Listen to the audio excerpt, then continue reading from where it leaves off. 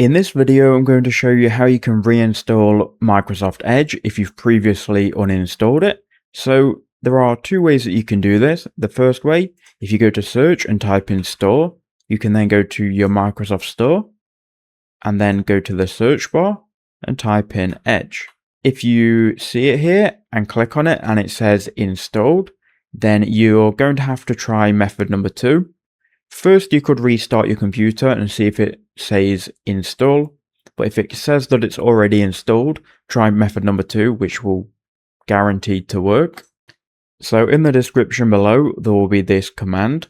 You just need to go to your search bar and type in CMD and open up command prompt. Once you've done that, just copy this command from the description and then paste it into CMD and click enter. As you can see, that will start the download of Microsoft Edge. Do you agree to the terms? Click or type Y.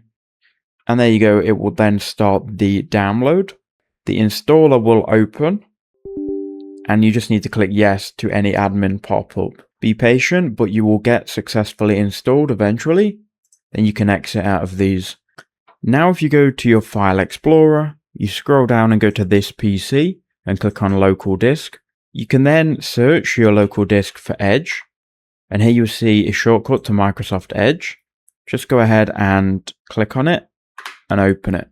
You'll then open Microsoft Edge again. You can go ahead and copy this shortcut back to your desktop, and then if you go to search and type in Edge, you should be able to see it again, and that's how you do it.